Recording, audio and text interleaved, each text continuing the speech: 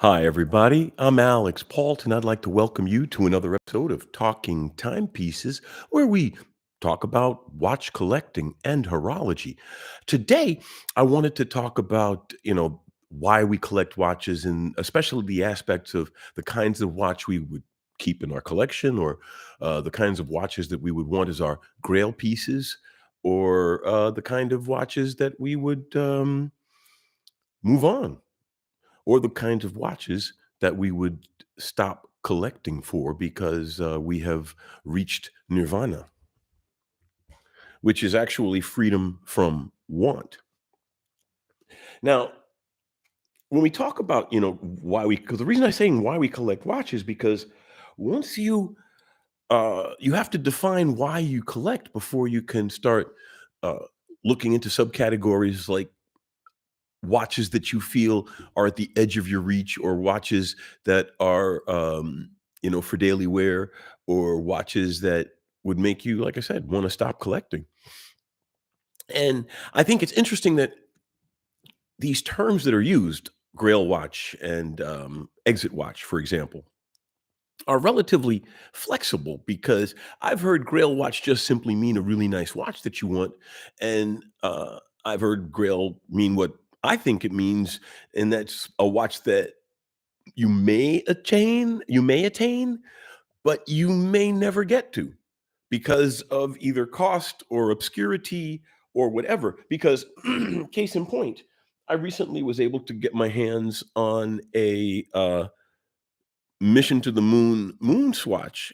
And for some people, that would be a grail watch. For people with money, this would be a grail watch because it's very hard to get the mission to the moon. The three hardest to get, pardon me, the three hardest to get currently are the mission to the moon, mission to Mercury, and the mission to Neptune, the black, the gray, and the dark blue. And which is easy to see why they're the most wearable of the group because I mean the mission to Mars is a cool piece, but you have to have either a certain mindset or a certain wardrobe to wear it um, without it looking a little out of place. So, but then again, Grail is a slippery term. I recently saw Watch Outside, Bill Sanders, who's a nice guy. I mean, I said some. I didn't say ugly things. I did say some mean things about him when we were disagreeing on silicon parts. And since he's been challenged, and I doubt it's only because of my challenge. Obviously, other people have talked to him that he respects, and he's modified his position on silicon parts to the degree where I am very comfortable with his answer. I mean, not like I'm not an arbiter, and he could care less what I think. But if he is watching, yes, I understand and recognize your concerns, and I'm glad that you vocalize them now in a way that, yeah, speak directly to the point and are very logical arguments. You are right. A watchmaker cannot do anything to a silicon part except replace it. But then again, I would counter argue with number one. These are devices manufactured in a semiconductor process, which means there are literally hundreds of thousands of these lying around just as parts, as spare parts. I mean, the once the expense is in the development of the blank, and well, you have a tech background. I mean, well, I'll stop talking to at someone who's probably never going to watch this, but the expense in making a chip is not in the actual making of it, it's in the design of the process and the setting up of the tools and the shadow mask and all of those things. Once you have that, then it's just like a copy machine. It's just the chemicals and time and of course the process machines, but you've already paid for them. They're just sitting there. In fact, I was just at a semiconductor fab in Dresden a couple of months ago, bunny suits and everything, and I was amazed at how busy the place was, because there were quite a few people in the place, but they weren't making the chips, they were servicing the machines, which is one of those arguments about there may be fewer jobs, but they're better jobs, but that's a different argument. The point I'm trying to make is once those shadow masks are made, once the dyes have been prepared, the processes have been set up, the machinery has been put into place, then it's just running it. So Yes, you won't be able to surface silicon parts, but no, there won't be any problem finding any. I mean, you can still find parts for the Accutron, right? Which is one of the things I was going to talk about Grail wise. For some people, the Accutron Space U is a Grail because they're getting harder and harder to find. I don't, a Grail watch in my mind doesn't necessarily have to be about the price. In my mind, it has to be about the pursuit, the chase. It's a Grail. If you already have it in your possession, it's not a Grail watch; it's a keeper. Oh my goodness, what a fantastic piece! But I own it already, so it's not a, a goal that I need to aspire to. It is something that I have recognized that I own. So then it goes into the keeper category, which means you wouldn't sell it and you take good care of it and all that other good stuff and have it serviced properly and make sure you are overall a good owner. But then you should do that with all of your watches. Some watches like the G-Shock don't need it, but most watches do. A little bit of TLC, even if it's only a battery change in a quartz watch.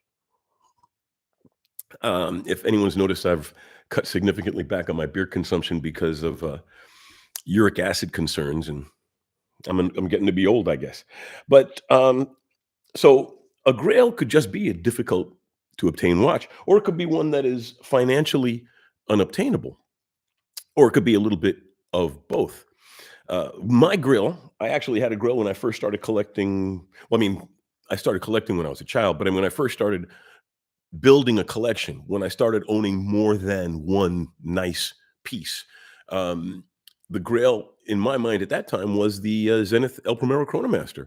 And when I saw it at retail for 9,000, I'm like, I'll never be able to get a piece like that. Today, as a collector, I would spend 9K on a watch. In fact, wristwatch check, I spent 9K on this new Rolex Air King because I bought it gray market because you can't get them at the dealer unless you are dating their nephew. But it is a beautiful piece, and like I said, I have a love-hate relationship with Rolex because they do make really nice watches. And this watch runs on rails. You should check out the time grapher piece I have on it in my review. They finally got it right with this, and it's a true Rolex sports watch now. It has crown guards and it has the sports bracelet. So even Rolex is doing properly with the fit and finish on it, as it were. The hands are the proper length. It is its own watch, as it were. It has the new movement, the same one that's in the three-hand sub. In fact, I'm going to do an episode next week in praise of no date watches, three-handers. But then you can make the argument that a chrono without a date is kind of a three-hander because yes, it has a stopwatch built into it, but the stopwatch is not part of the timekeeping. If it was, say, for example, a chrono with a moon phase in it, like a Valjoux 7751, but that has a date. So, and also a watch with a moon phase will almost always have the date because why have the moon phase if you don't know what day it is? Because the moon phase in and of itself is a day indicator if you know what the phases of the moon mean. And on some watches they even have a little 29-day arc on the moon phase dial. So let's see. Moving along. James, how's it going? How's it going, James? A chronograph without a date is a pure tool watch. Well, exactly. Well, but at the high end, you find them a lot. I mean, this has a no date. There's Zenith El Primero, and not just the open heart, the Chronomaster in general. Some Chronomasters do have a date, but a lot of the El Primero don't. The Speedmaster, no date chrono. Um, the JLC Polaris chrono is a no date. I have the automatic no date. And one of the things about a no date watch is unless the dial design is done well, it's easy to, make the date too obtrusive or make the date window so small it's insignificant. In the case of Cartier, they did it decently. They basically put it at the 4 o'clock position, but it's a white dial with a white date, so it really doesn't block up the face much. But for example, if you look at something like what's something I'm not thrilled with the date position on, a venerable piece like the Navitimer, the I mean, of course, 3 o'clock date is traditional, but it throws off the balance of the face. Um, then again, you could say that as far as the balance of the face, it's grouped in with the text and all, but then I don't know. Lately I've seen some really nice executions with chronos. The new Tag Heuer, I believe, has got a really nice date presentation within one of the subdials at the 6 o'clock position, and it really looks sharp. And a 6 o'clock position date, to drift off of the primary topic, and we'll drift back. But a 6 o'clock date like this Rado, from a distance, you can't even tell because they put a white date window, which was smart, on a short index baton, so that the date from a distance looks like one of the indices. That's a nice execution on a date display. In fact, there's not even an index baton at 6 o'clock. It's only the date window, so it balances the face quite nicely. But back to the topic, why you collect is directly related to what is a Grail watch to you, what is a keeper to you, and well, if depending on why you collect, you may never have an exit piece, right? So let's go with the obvious will never have an exit piece, and that's the dealer or the flipper or the speculator. People who are buying watches just to sell them um, won't really have a Grail either, and they won't have an piece because an exit watch because they're not planning to stop flipping or selling unless either A, they get fat or retire. If they get really, really, really, really, really, really so much money that they don't want to work anymore. I doubt that would happen. So basically, a seller or a flipper is either going to do it until they retire or change vocations that makes them more money, or same money with less work, or slightly less money with significantly less work. But when you think about people who buy watches just to sell them, there are no keepers either. It's all just merchandise. So you could write off and that also then it shades into those that buy watches purely for residuals. But then again, that those who buy watches for residuals also shade into those who collect for the long term. So I would say those who just simply buy and sell for a living aren't going to care about those things. But if someone's buying for residuals, they may have a Grail piece. In the case of the dealer or the flipper, they will buy whatever opportunistic watch they come across that they have the budget to buy. I mean, if they come across a watch and they've got the money in their pocket, it doesn't. To them, a Grail would be something that they heard someone has, but then that's more like just a grapevine to a piece of merchandise. You wouldn't really see someone do that. But someone who has, say, for example, who collects for the residuals, or in one sense collects for the value, uh, and has a lot of safe queens, but they're happy and pleased with the fact instead of gold bars, they've got beautiful pieces of mechanical art, as long as they take them out and wear them once in a while to keep the oils smooth. Um, I mean, like I said, how you spend your money is your choice. I can't tell you how to spend your money. Where your watch is more is what I would say. But if you're buying for residuals, you could have a Grail watch. You could have a watch that, like, if I add that to my collection, it would be awesome. If I just had that gold Daytona or that platinum Daytona with the sky blue dial, oh, my safe would be happy. Your wrist would be lonely. Oh, let's see. No other comments yet. Just checking the chat stream. Um, so if you are collecting for the value, you're going to definitely have keepers as well. And you're probably not going to have too many that you're selling. So all of your watches would be keepers. If you're buying as an investment and you're buying for long-term investment and you're buying for the long-term residuals, you're going to have a Grail watch, or maybe multiple Grails, and Grail in the sense of it's the Knights Templar, well, not the Knights Templar, the King Arthur's Knights in all of that mythical, pseudo, semi partial, maybe history.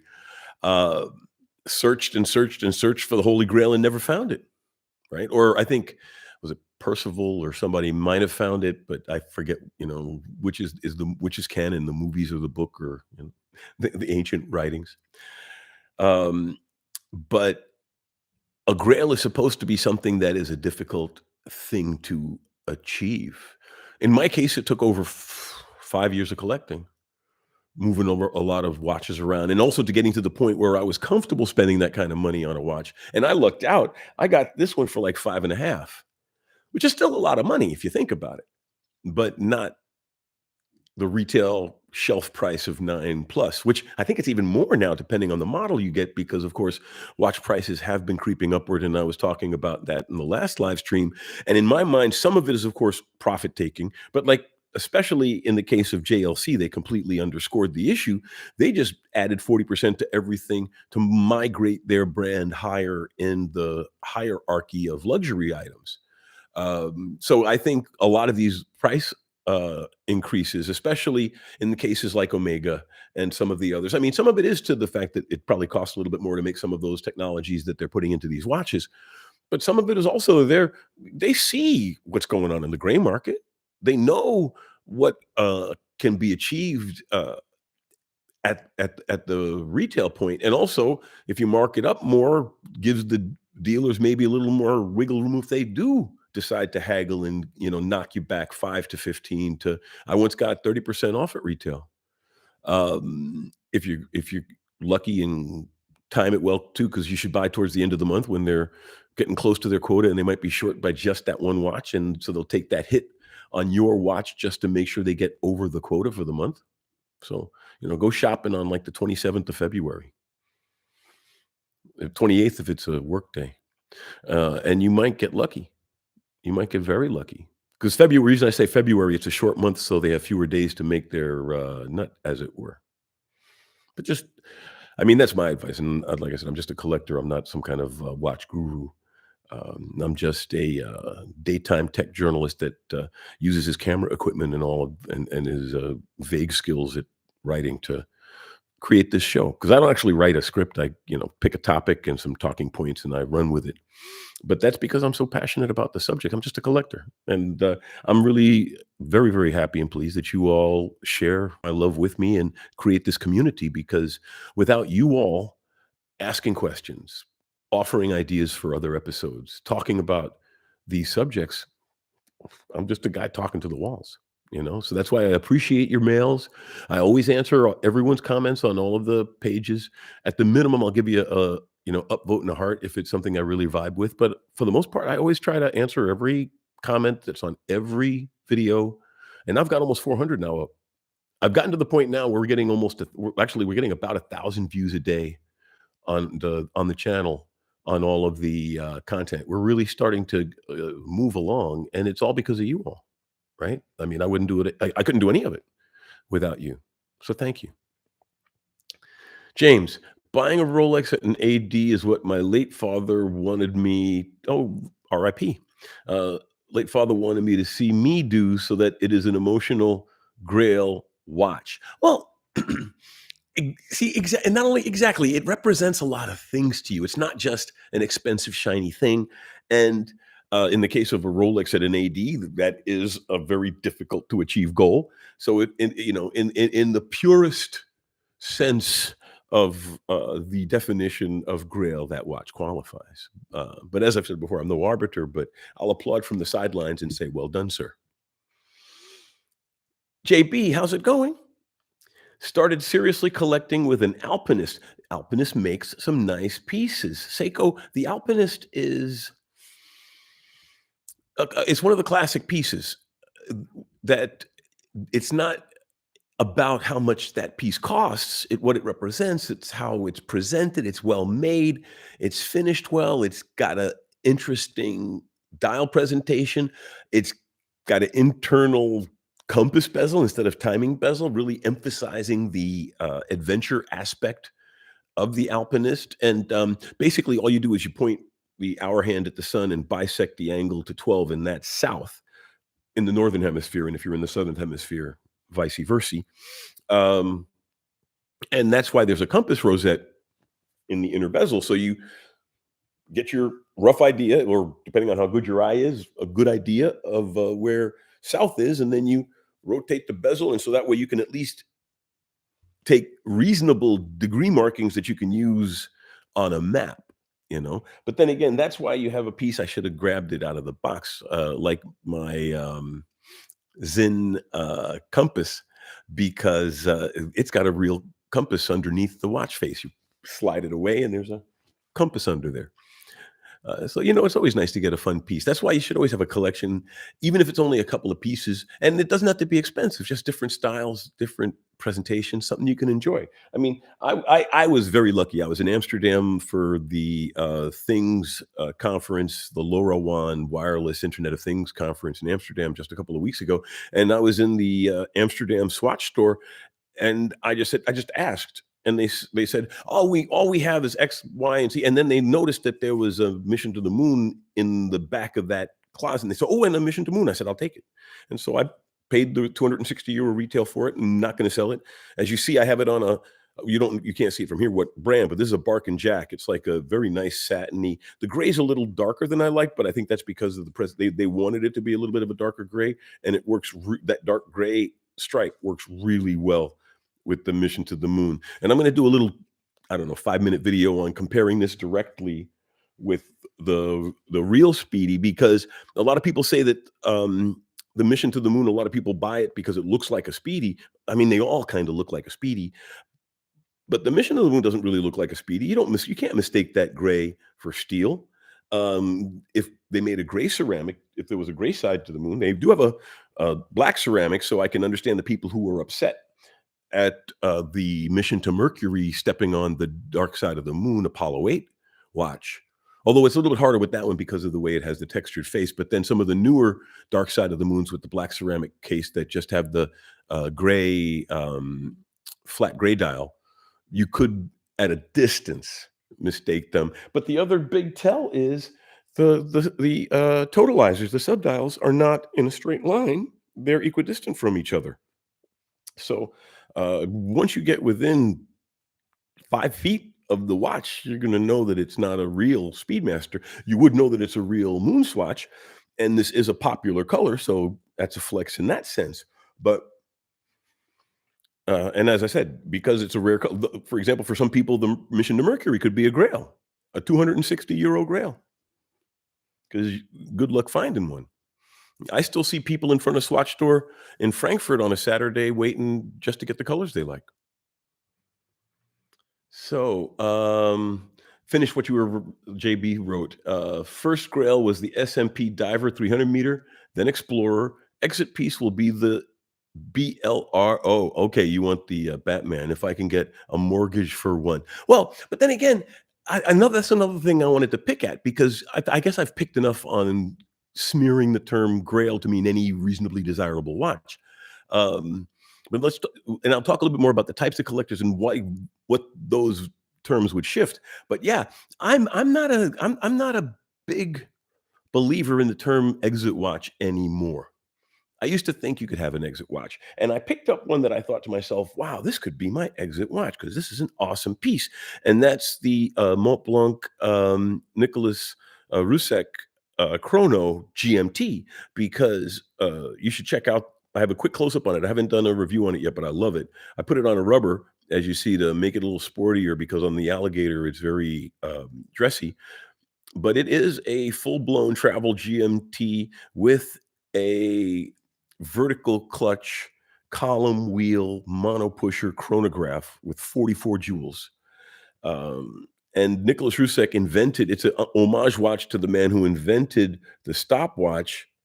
And so the subdial discs spin instead of the pointers, which is how the first stopwatch presented its information, because it used a marker to put a mark on the paper when the observer pushed a button to mark exactly when the horse crossed the finish line, because he made it to time horses at horse racing. And you could do multiple finishes that way because the disc moved underneath the pointer. And so this is a mono pusher column wheel vertical clutch 44 jewel chronograph GMT, travel GMT, uh, that has rotating discs in the subdials. And so I'm thinking, wow, this is it. I don't really need any more watches in my collection. I have already too many watches already. I mean, everybody would agree that I have too many watches, except a fellow collector.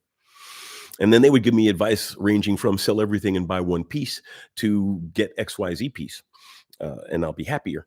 But in my case, I realized that I don't have any plans to buy a watch for the foreseeable future. But what happens if something cool comes out? I'm already thinking about picking up the new Citizen GMT. I mean, that's only 1,300. But I mean, you compare it to a 5 or 6 or $8,000 watch. A $1,300 watch is a reasonably priced piece, and so I do plan to buy a couple of pieces like that for the show, if not for just funsies and then move them on. But I intend to get the new Bullet. They're coming out with a Bullet Devil Diver GMT. They're finally putting the Citizen, the Miyota GMT, travel GMT, into some cool cases. So we're going to have the Devil Diver GMT, and we're going to have a straight up Citizen branded GMT. I think it's more of a sports GMT, but it's also going to be reasonably water resistant. I'm waiting for them to come out. I might jump the gun and do some picture only video, but I like to do hands on. I'm eventually going to start integrating picture only videos into the stream, but I'm definitely not going to make it a staple of the show until I run out of money or watches to review. And I started doing those inexpensive pieces for funsies, and those get some pretty decent traction. So I'm going to continue to do those. I've got a couple out there that I'm looking forward to showing to you. So, Gian, how's it going? How's it going? Sorry, just arrived now. That's all right. We still got a good 35, maybe 40 minutes left in the show. So any comments or things? I mean, you held up your end completely the last time we had I had all those technical difficulties and only a few people hung on. You really helped keep the flow going by asking some great questions. So no, you're always welcome in the room, my friend. Let's see. James, the Seiko Alpinist is probably its longest running sub brand, though not continuously. And well, what about the Seiko 5? Probably Alpinist could be earlier. I don't know myself, but the Seiko 5 is a pretty old line, thinking about it. But I know some of you might actually look it up and give it back to us in real time. We never know. Sometimes that happens. Sometimes it doesn't. Then put it in the comments. So, Gian, you guys know already why I got Longines and maybe collect more of them in the future. So for me, I'll just listen to everyone. Well, like I said, you're collecting. So to you, there's no exit piece. You don't know what you might find. You're going to find keepers. You may get to the point where, let's say 10 years from now, you've got 12 watches, or maybe even only 3 or 4, and you don't want too many. And so you might sell the Longines or give it to a family member or sell it at a discount to a family member. Did that to my brother-in-law.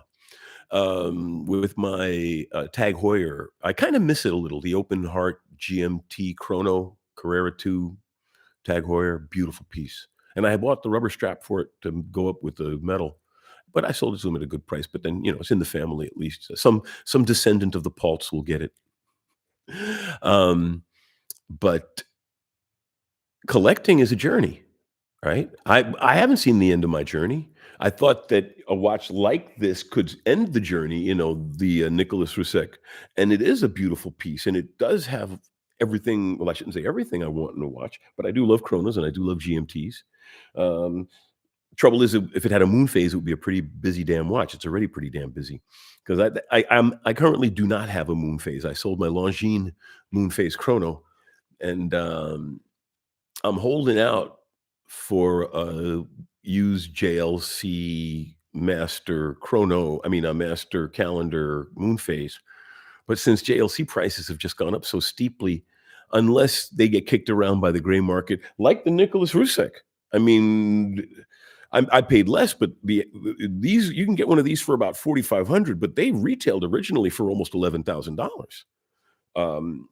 But then again, only 4 and change for a watch that retailed for over 10.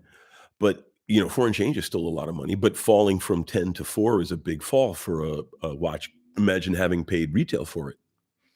But then again, watches are one of the few things that people buy. And I mean, there are other luxury items, mostly luxury items. There are some non-luxury items that accrue in value. But there are some, like we go back to the second type of collector, the one that collects for long-term value, collects for residuals. A watch like the Mont Blanc, unless they got it now at gray market, at used prices. I'm not sure if they still make the Rusek. They probably do in different variations. I've seen a lot of variations on the Rusek online.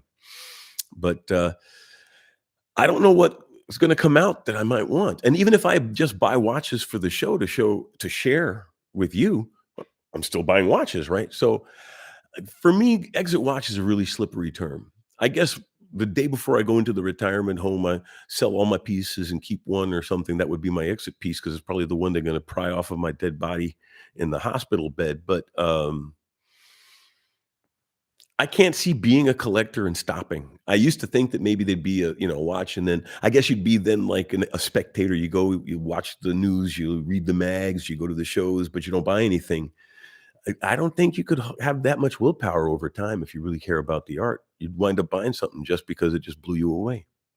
So, yeah, Grail pieces should really describe pieces that you feel are almost, but not quite unobtainable.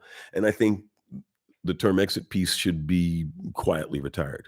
But then again, they're not going to, and nobody cares of my opinion. But I just figured I'd throw it out there. So maybe it might resonate, and maybe one day people will think more about collecting as an art, collecting as a passion, collecting, and not just numbers in a ledger or trying to flip or speculating on the value of a watch. Hope springs eternal. Let's see. Land cruisers and watches. Hey, how's it going? My Grail is the Vacheron Constantin Overseas Everest Dual Time Limited Edition in titanium. See, now that's a Grail watch. It's limited, hard to get, awesome. It is an awesome watch. Not that you need my uh, approval, but like I said, I can stand on the sidelines and applaud. That is a great piece. And frankly, I realized it's too much watch for me. That is it, it is such an awesome piece. I would feel self-conscious every day wearing it. I'd be terrified it'd get stolen, but I would be more worried that people would look at me and think, "You live in a one-bedroom apartment and you're wearing more than you don't even own a car and you're wearing that kind of money on your wrist." I mean, I would simply explain to them as a watch collector that I don't care, but it I think there are, levels of pieces that you would feel comfortable wearing, and in my case, I wouldn't feel comfortable wearing something over more than, say, 25,000, like a Daytona would be probably the heaviest weight, but then again, I could get a used Vacheron, not that model, but I could get a used Vacheron overseas, and frankly, I would get a used Vacheron Constantin overseas before I bought a Daytona. But yet now you're making me think about it. See, can't have an exit watch. Now I'm thinking about, hey, he's right. Now, since I don't have any immediate watches in my sights, I can accumulate a big enough war chest to afford one in a year or so. If I do nothing but save, well, not nothing, but if I, put most of my spare money over to savings towards a piece like that, I could probably do it inside of 2 years. Get a nice used Vacheron, and that would be my exit piece. No, it wouldn't, but you know what I mean. Oh, Lee, how's it going, Lee? Better late than never evening. Yeah, well, we still have a half hour in the show, so as long as you all are participating, we're gonna keep, rolling with this because as I said, this is, mostly because of you. Without you, the community, us together, I'm nothing. Let's see. Yeah, see? Sheehan says, "Glad you could make it." Land Cruisers and watches. Hey, I think it retailed for 31 originally. Now it's like 85. Wow. See, that's a grail. Um, for me, that really would be out of my stretch. I mean, buying it at the retail of 31 would be, yeah, I would have to sell almost half of my collection to buy that piece. And as it is, I keep thinking about how much money, but then have all that money tied up in the Air King. But I had more money tied up in other Rolexes in the collection, and I do like their pieces, and I want to have at least one in my collection. And I finally found one that I like. I mean, like on multiple levels. I had an Explorer 2 that I really, really, really liked, um, but it it really wore too small for my wrist, and this just wears big enough for my wrist, in my opinion. In fact, my cardiologist when I went, and he said, Your watch is too small for your wrist." I don't know if he was well, he wears himself a beautiful ceramic, I think it's a JLC. He wears some heavy duty stuff on his wrist too, but he's a big guy like me. He wears big pieces, and he advocates it. So the next time I go visit him, I'm gonna probably, go wear my the Cartier because, again, I put the rubber strap on it to dress it down so I could wear it more as a, casual sports watch. I feel a little more self-conscious when I'm wearing a metal bracelet that really draws attention to the piece, and to me, for a lot of pieces when I'm dressed like this, an alligator strap is a little too dressy. Right at the borderline of dressy, depending on how you look at it. Because I mean, that's a question too. What do you put on a watch as far as strap wise too in the collection? I know I'm drifting off and it goes away from the other points about Grail watches and such, but since I'm rambling, might as well ramble. I keep the Captain Cook on a black NATO because that way it really stands out as it really does bring out the kind of watch it is as a sports watch. It comes with a metal strap, but I think the metal strap makes it look more like jewelry and less like a watch, you know? I do keep lately I've been keeping the, Zenith El Primero Chronomaster on the alligator, the factory, buckle bracelet is also still the factory strap. I haven't replaced it yet, but I leave this on in this season, I leave it on the leather because I usually wear it to a trade show with a suit and, wear that and, I have the Ratto also came with a brown leather strap, which I can't understand because the Ratto's a black watch, and it came with a brown leather strap, but the brown leather strap fit my IWC perfectly. So now it has a Ratto buckle strap on my IWC, but the strap looks so beautiful on that watch. But then that's why I have a whole sub series within the channel called Fun with Watch Straps, so you can, get into that stuff and really play with. You can at least play with it through my, over my shoulder as I do it with all kinds of watches. Like I recently did a whole. I put like 10 different straps on the mission to the moon. I put it on a bunch of NATOs. I put it on my tactical strap. I even put it on a Milanese just for the hell of it. It looks like it's a little bit of a mismatch, but it looks like you put a ceramic piece on because the Milanese, of course, is a shiny bracelet. It implies a high value or higher, I guess. So, James, I think a keeper watch is a mnemonic totem of cherished memories, even if it is the memory of how it made us feel. That's true because that keeper makes you feel special. And so that cherished memory in and of itself is special. Excellent point, James. See, well, that's another reason why I love having you in the room as well. You never disappoint. You always have cool stuff to say.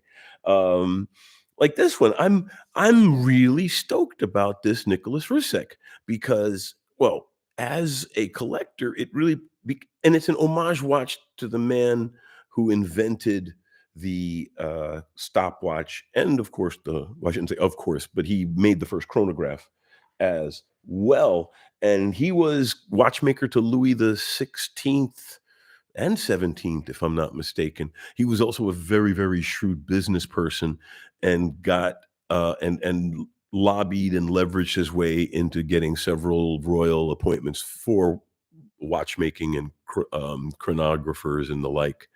Um, chronography, no, chronographs, I meant, sorry.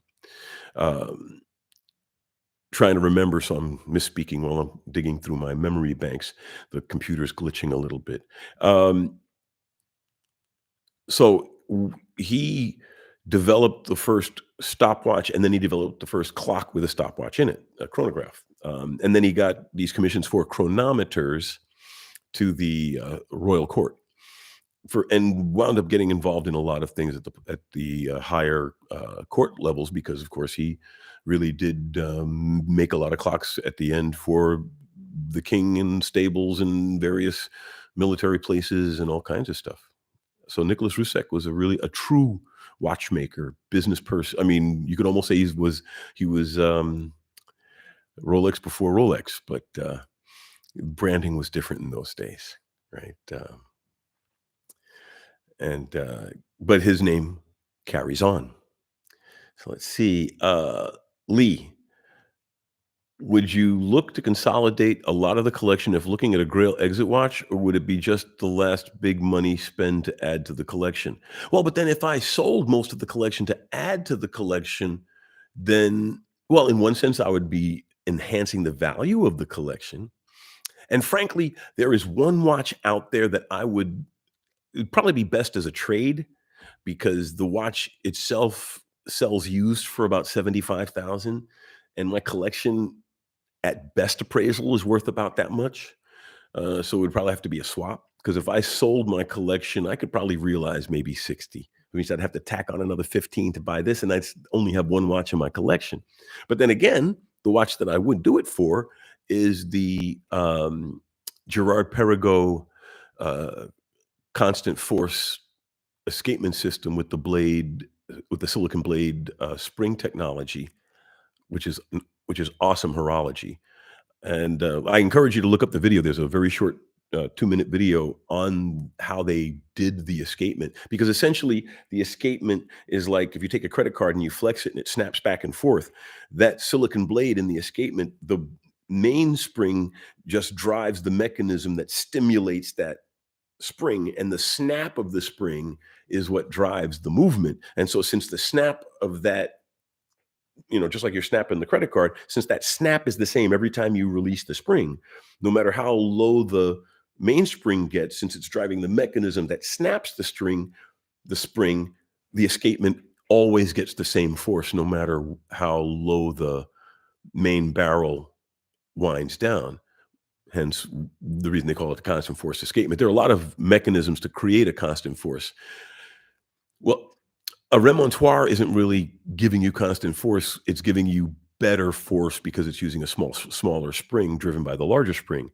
A Fusee chain can be looked at as constant force if the slope of the cone is optimal and the gearing is right. But in my mind, the Gerard Perregaux constant force is probably the best constant force escapement available today. And it was 100K new, and it's only fallen 25% in all these years. So it's, obviously got legs and it's a beautiful piece. So yeah, I would get that and I would wear it as a daily wear, but but the trouble is, yeah, one watch for 75K walking around. I don't live that lifestyle. I walk down the block. I don't have a car. I walk down, a 15-minute walk from where I live to my favorite pub. I sit at the bar and I have a few beers. Like I said, I wouldn't feel out of place wearing a Daytona or a Vacheron Constantin. But I would feel a little self-conscious wearing, something like the Gerard Perregaux unless well, luckily, nobody would know what it is, and I would say it's just some, interesting horological piece, which is true. I just wouldn't mention its value. But yeah, I would trade my collection for one piece, but it would have to be the right piece. It would really have to be the right piece. I would trade everything except, like, my favorite 4 or 5 pieces. I would trade, up to, say, 80% of my collection value. I would trade towards a nicer piece if I could find a nice Vacheron Constantin or, I don't know if I would go for an AP. I would, like I said, if me I would only have to sell 3 or 4 pieces to get the money together for the JLC Master Master Control, I believe it is. Yeah, d complete date moon phase. That's a nice piece. But see, that comes all back to why are you collecting? Because as I was saying, you've got people who flip and who sell. Then you have people who collect for the long view. But then there are people like us, and I mean, there might be people who collect for the long view in this audience, and I hope you find what you're looking for. But for the most part, we're going to be buying and selling watches, looking for things we're interested in, um, moving beyond certain pieces as we see other pieces we want. But why we collect will also determine what the grail is, right? Because if you're a collector of vintage pieces, a grail may not even be expensive. Like I said, a grail could be something like, a vintage Space View, Bulova Accutron Space View, might be a variant that is very rare. Like they made a gold-plated version. I mean, not gold-plated. They made a solid gold version actually. Also, I have a friend whose father has one of the old gold Accutrons, and it had it was, I think it even had a jumping hour or something interesting. It was really an interesting piece. So I could easily see someone on the hunt for a, $1,000 Grail, $1,500 Grail, but that watch could be scarce as hen's teeth, you see?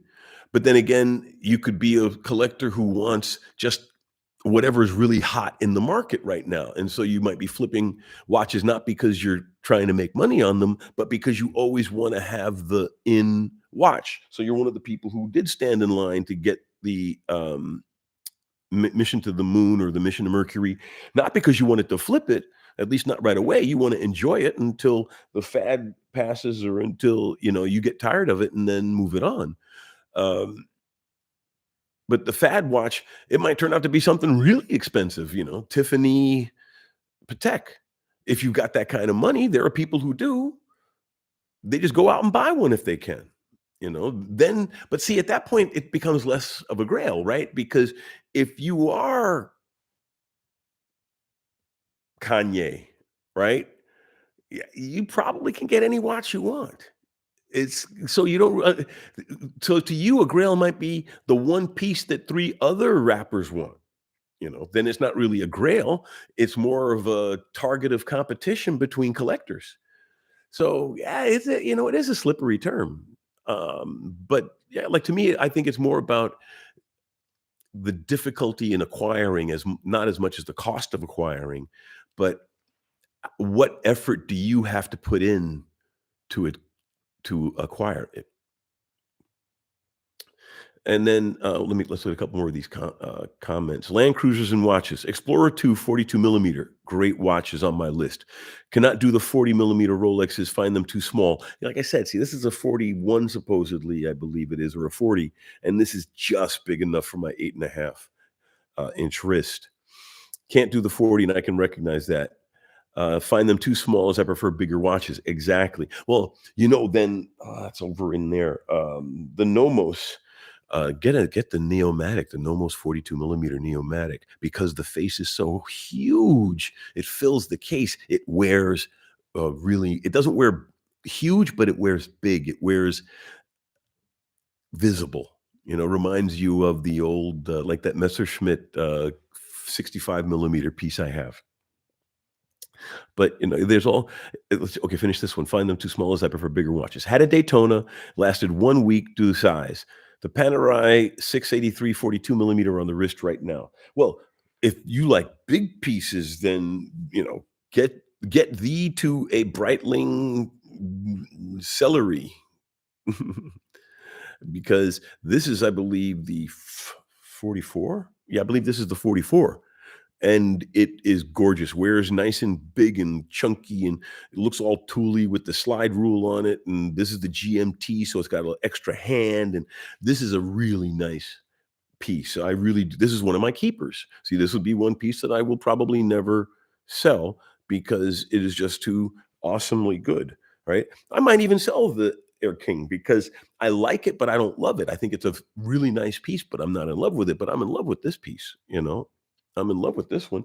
I would say the Nicholas Rusek is another keeper. The Speedy is another keeper. The Zenith. The IWC's moved into the keeper category, and the Cartier as well, and the JLC. So I would say out of the box that's in front of me, because I have some other pieces back there that are out of reach, I would sell the Rado. If anybody wants it, let me know. I'll give you a good price. I would no, I'm not gonna see. See, I wouldn't sell my Seamaster GMT either. And this is the first generation coaxial. It's the modified ETA, and it has a display back, which is rare on a of a Seamaster of that vintage because, but they were very proud of the coaxial. So, and then of course, my pretty much tied for favorite, like along with the JLC, my Omega Globemaster annual calendar. And again, I have it on rubber, so it's nice and casual, so I can wear it, with more stuff. Because to me, it's about the watch, but and I have the leather bracelet for a leather strap for this, and sometimes I put it on the leather strap just to draw less attention to it. you know? But I can completely resonate with you about, smaller watches. I've given up some pieces that I really like because they just wore too small on me. I really liked my Speed Sonic. I sold it because it didn't yeah, it was too small for me.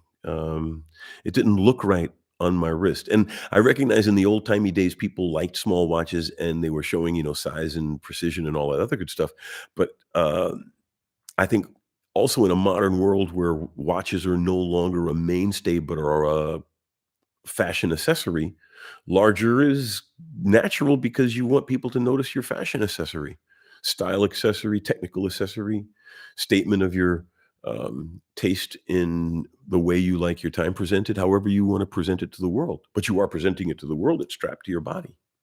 So it is important how you think about those things.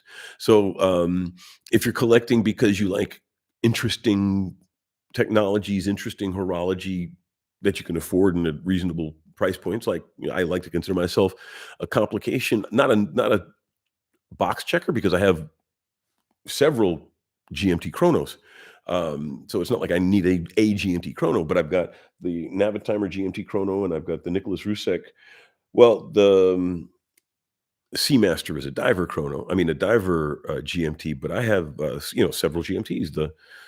The Zen Compass is a quartz GMT, but they had to go with quartz because they needed the case to be slim enough to have the entire stack of the compass and the watch thin enough so they can use the watch as a cover for the compass.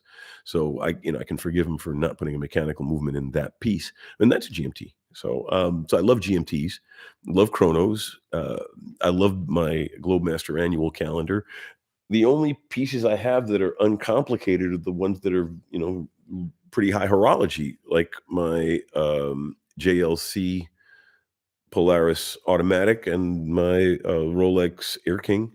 Um, the Accutron Space Fuse, a three-hander, but, most of the three-handers I have, yeah, they're special outside of the three-handedness.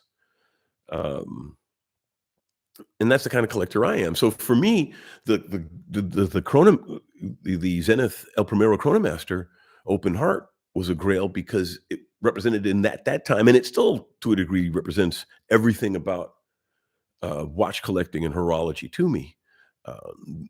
The El Primero 5 hertz movement, even the history of the Zenith company and how they hid the tooling and parts for decades from the interim owners of the company, um, to the finishing and the beauty of the watch itself. It's and for me, it was a Grail piece, and I have to me now that Gerard Perigo is a Grail piece at 75K used. It's going to stay a Grail piece because as much as I want it, unless something extraordinary happens, I won't be able to buy it. But if something extraordinary happens, like I luck into 150, $200,000 and I have enough to spare on a $75,000 watch, then watch me flash that stuff on an episode. I'll be like, yeah, and I'll be all over it. But I recognize, I'm just a guy who loves watch collecting, so he spends more than he should on watches, but he still has to pay his rent and all that other electricity, water, heating. So, I can buy a couple of few $1,000 watches a year, or every couple of years a really heavy duty piece, or sell a couple of pieces, then add some money to it, which is what I normally wind up doing. But if you buy, a couple of pieces for a few thousand each and sell them and add money and then have a few $5,000 pieces and you sell them and you have a few $10,000 pieces, you could upsell your way to a really, elaborate collection. In the 7 or 8 years that I've been actively assembling a collection, let's see, 2014, so 9 years, in this 8 years. So in the 8 years I've been actively collecting watches, as because I've always, like I said, had a nice piece. I managed to achieve quite a large, collection, but it's a long time, I only spent 4 years in the Army. So collecting is a journey, and realistically, there's no end to it and stop in sight. No reason to stop, no real exit piece. Now there might be a keeper that you want in the heart of your collection, but hey, you might go out and buy a G-Shock. It's still buying a watch, so don't close your mind to that aspect. We should retire the term exit watch, and like I said, we should be very strict about application of the term Grail watch. But those are just my 2 cents.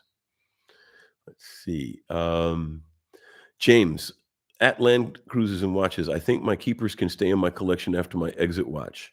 Well, I mean, to me, an exit watch isn't something you replace your collection with. An exit watch is something that caps your collection to the point where you feel that it's not necessary to add to it. And in my case, I feel I've almost gotten there with the Nicholas Rusek. But like I said, I do want to pick up the new Bulova Devil Diver GMT and the new, uh, probably doing either or. I'll probably get the Bulova Devil Diver GMT when it comes out.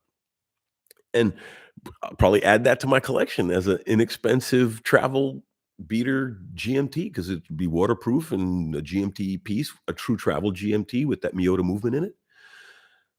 So I would add it to my collection. So then there we go. No more exit piece. But I can see buying a peak collection piece that you may never go beyond as far as price point, but you're still going to be adding watches. So unless price point is your primary designation, you're going to be collecting other pieces that may be more interesting. Maybe they come out with something that has a nice chrono complication in a way you've never seen, or there's that Chinese company that just came out with that chain-driven watch with planetary display.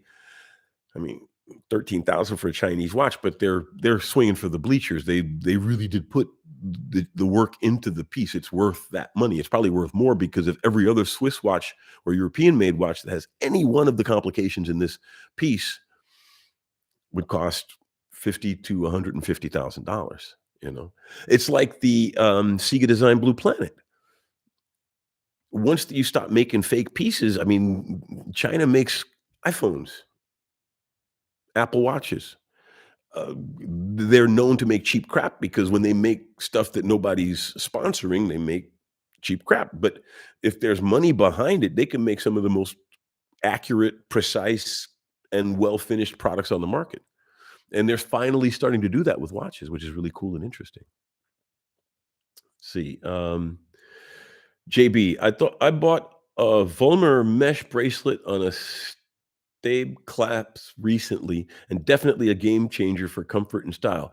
Well, Milanese or mesh bracelets are always Milanese are my go-to for metal bracelets anyway. If I don't have a bracelet that fits a piece, because everybody uses Milanese or various types of mesh. Breitling uses a Milanese. Junghans uses a Milanese. Um, a lot of companies use Milanese. So wearing a Milanese on whatever watch you have doesn't look out of place because a lot of people use them. Omega uses Milanese. So, yeah, a nice Milanese bracelet. Well, you need a few in a couple of different sizes. You'd want a 20, sometimes a 21. I have a 21 Milanese to fit the Zenith because the Zenith is a 21. And the Zenith came with the alligator, and I didn't want to pay the money for the factory metal, so I bought a 21 millimeter Milanese to fit the El Primero for when I want to wear a metal. Because sometimes you want to wear a metal, sometimes you want to wear a NATO. I've worn this on NATOs on many occasions, especially in the summer. And the number one way to keep your Rolex from being stolen, wear it on a NATO strap. Nobody will think it's a Rolex. Let's see. James, JB, that's great. Volmer and Strabe make very nice mesh bracelets. James, if I wore a 75K watch, it would not be one that looks like it's 75K. Well, that's where I think the Gerard Perregaux gets away with it because it's not made of precious metals and shiny. And I mean, I think it's made of titanium or platinum, but I mean, it doesn't look like it's made of something really expensive.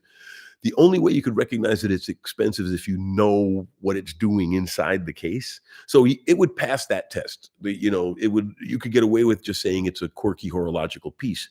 But most $75,000 watches look like they're 75. But then there are some very well made watches that cost that much because of the handcrafting in them. And I see where you're going with that. Those would be all great pieces to wear as a daily wear that are at that price point because they're not obvious to the general public as being that expensive. Good point. So, JB, agree, James, curved lugs over straight bar finished as well for a unique look. There you go. Nice.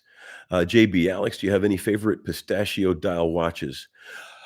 The new Breitling is beautiful. That Breitling Chrono with the pistachio dial, that's a gorgeous piece. I don't have any green. I had a green Seiko, but I sold it. I don't have anything of that color right now, but if I were gonna get one, I would get that Breitling. That Breitling, well, they also make that same model in the salmon dial. That's a nice watch, that Breitling. I would get that one. And it's within my, you know, realm of affordability. I could, if I saved up for a year or so, I could pick that piece up because I always save for pieces. Never buy it on credit unless you're buying a $500 watch, and you don't mind having 500 on your card for a few months and pay it off as soon as possible. But don't buy a watch you're going to have on your card for more than a couple of months because you're paying interest on something that you don't need. So always save up for a watch. And as I've always said, saving up for a watch gives you time to research and make sure you're making the right buy and you're doing what you really want to do and you're spending the money um, where you want to spend it. Because you might be, while you're saving up, you might do the research and realize you want to buy a completely different piece. So always save up to buy. My 2 cents. Um, Alex, what do you think of Omega sailing bracelet? Oh, you mean the sailing cloth? I think they're very nice. Actually, I was approached by a company that makes sailcloth straps, but they didn't have any that would fit my 8.5-inch wrist, which is kind of odd. But then they're Chinese companies. Not thinking about people with big wrists when they're doing some of these straps. But I think they're nice. I think all of the mainstream brands cloth and leather straps are a little overpriced. The leather, not so much, because they're usually alligator or something. But Omega sells a $200 NATO strap. It's not worth $200. The sailcloth, I don't know the exact price, but it's probably more than what a sailcloth strap is worth. But they look gorgeous. I like having interesting straps on a piece that aren't necessarily metal, or aren't necessarily immediately noticeable as that brand. Because I mean, the Breitling rubber strap has Breitling emblazoned on it, but it still dresses the watch down. It still calls attention to itself, but as a, since the monochrome embossing of the name in the rubber, at least it's not like glaring. I'm thinking of getting one. That's why I can't remember. I think I might have ordered one, and it has to be. I better wait to make sure someone doesn't call me and say that I've got a rubber strap waiting for me, and I've already bought one. But yeah, I think they're good straps, if you want factory, you got to pay the money. I mean, I did go ahead and I bought the leather strap that's on this Speedmaster. I bought it factory alligator, and I really like it. It is padded and very nicely done. I bought it at the Manhattan Omega boutique. I paid $600 for and this was a few years ago. It's probably more expensive now. The clasp was 4 and the strap was 2. That's a lot of money. I mean, at least it's not comical money. Like JLC now wants 2,200 euros for the bracelet for the Polaris, and I'm kicking myself because they cranked it up 40%. I was really, really on the fence because I didn't want to pay 15 for the bracelet a year ago, and I finally got the gumption to buy it, and the price has gone up. So, um, but then again, like I said, metal bracelets tend to call a lot of attention to the watch. So depending on where you're wearing it and why you're wearing it, I like to go with a rubber or a leather or NATO, especially if it's hot. But your mileage may vary. Enjoy what you like wearing on your wrist. You may not like NATO at all, but play with rubber at least, or try some other strap variations just to change the look of your watch. Because if you have a watch and 3 straps, you've got 3 watches. Let's see. Malad Sky. I mean, the Nautilus bracelets to complement Omega watches, they sell them for about 300. Oh, if they complement the watch, go for it. I mean, whoever makes the watch isn't important if the brace if I mean, makes the strap. To me, straps are like tires on a car. If you got the factory rims, fantastic. But you can put OZ rims or some other things on them. Since I couldn't get the metal bracelet, I bought a color matched padded alligator strap to go with the Polaris, to cover that aspect. Um, as I pointed out earlier in the show, you might have missed it. Uh, this gorgeous, gorgeous brown alligator strap that so perfectly matches this IWC is from Rado, and it came with my Captain Cook, which is a black watch. I don't know why they put a brown strap in the box, but I'm happy because perfectly complements perfectly complements my IWC. So, put the strap that fits the watch on and think about how it looks on the watch first, and then worry about niceties like who made it, or if the buckle's got a brand on it you may not be thrilled with. But then again, if you're playing for keeps and you really wanted to stay on, you can always have a jeweler buff the name out, if you're really that sensitive about the name on the strap. But no, I would say if the strap complements the watch, try it. And if you like the way it looks, wear it and enjoy it. That's what it's about, right? Enjoying the watch. That's why I kind of feel I don't dislike them or wish they didn't collect, but I wish people who collected for the residuals or collected for the value would wear the watches more often. Enjoy them. I mean, they really are something that can complement your lifestyle or make you just feel good looking at them. I feel fantastic. It may be just because still on the honeymoon, but heck, even being on the honeymoon, you see, wearing something on your wrist for a while that really makes you feel good. What's wrong with that? And it's legal. Legal brain chemicals that you get from the watch. So let's see, Milad, can you tell us what's my favorite moon swatch? Actually, funny that you say it. My favorite moon swatch is my mission to Mars, the red and the white one, because it harkens to the Omega Alaska project, and it's what a moon swatch should be: fun, interesting. It harkens back to some history in the line. It's a true homage. I'm not going to sell my mission to the moon. I think it's a cool looking piece, and if I ever get my hands on a mission to Mercury, I'll probably get it and hold on to it. Ditto the Neptune. So those would be what 4 or 5 moon swatches that I would keep and hold: the mission to moon, mission to Mars, mission to Mercury, and mission to moon, mission to Mars, mission to Mercury, and Pluto, the dark blue one. I have currently a mission to Saturn, but I think I'm going to give that one to a friend because it's a nice piece and it's distinctive with the Saturn's rings on its face. But the mission to Mars represents what a moon swatch is to me, the fun aspect of it. And then, frankly, the black, the gray, and the blue, just because they're nice color combos, I could wear them with all kinds of stuff to be a nice, fun, out and about, fun watch to wear with different color combos. And those are really wearable pieces, which are why they're so hard to get. And of course, the black one can be mistaken for the dark side of the moon ceramic until you get close enough to notice that the subdials don't line up and they're asymmetrical. I mean, that they're symmetrical, not asymmetrical, that they're symmetrical, which betrays it as a quartz piece, or at least betrays it as a not Speedmaster whose dials are in line with one another, in line with the center uh, hands.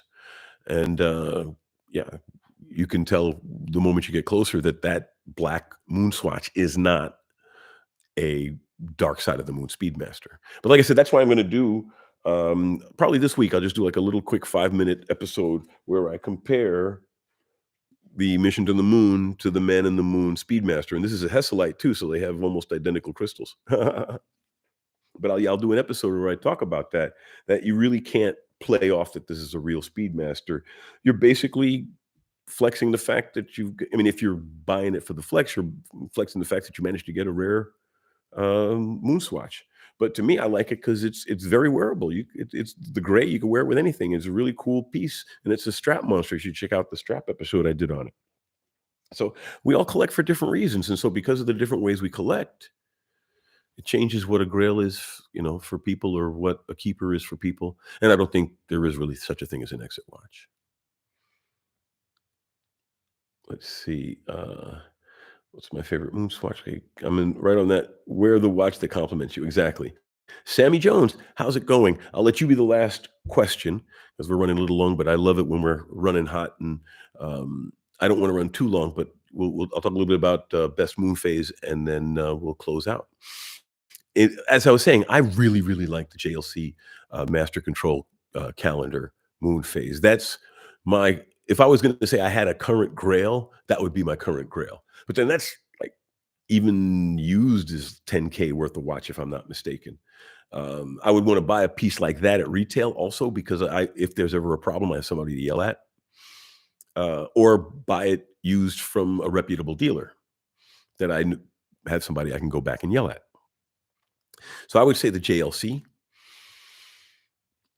Beyond that, I would go with the Longines Master Collection. You can get a little bit more rugged, less high-end version of it in the, Conquest, the Longines Conquest moon phase, calendar. They're both Value 7751s, but the Master Collection, moon phase calendar, Value 7751, has a column wheel in it because Longines is cool like that. Their Master Collection chronos have column wheels, even though they're ETA movements that for everybody else are cams. So yeah, for anything less than 10K, I would say the Longines Master Collection moon phase chrono calendar moon phase, and it's a column wheel chronograph, is the best at that price point. And then over that price point, I would say the JLC Master Control calendar moon phase. And then in between, for the heck of it, the best moon phase that you're just buying for the moon phase is the Meistersinger. The Meistersinger moon phase, they have a couple really, really nice moon phase watches. I'm not a big one-hander, but fan because Meistersingers are one-handed watches. But the moon phase, it's fills a third of the face. It's a module on top of, I think it's a Solita, I could be wrong, but it's a module, a moon phase module. And so since a module tailored for moon phase specifically, it's one of the most accurate moon phases. I mean, not that anybody really cares, but a Value 7751 is about 8 days off in a year on the moon phase. And the one in the Meistersinger isn't off for like dozens, if not hundreds of years. So best watch just for the moon phase, I would say the Meistersinger. Best watch that I would wear moon phase under 5 would be the Longines, and over 5 would be or under 10 would be the Longines, or say under 8, because I might be able to find a Master Control for 9 and change if I'm lucky, lucky, lucky. But yeah, in the 4 figures, it would be the Longines Master Collection moon phase chrono, and the 5-figure, it would be the JLC, the Jaeger-LeCoultre Master Control calendar moon phase. At least that's what I would buy, in my humble opinion. Let's see. All right then, Milad, you're welcome. Thanks all. It was fantastic. Like I said, we had a really nice session. It ran a little long, but that's okay. When I'm getting great questions, it keeps me fired up. So you all take care. Love you. Have a fantastic week. And we'll get in touch next week.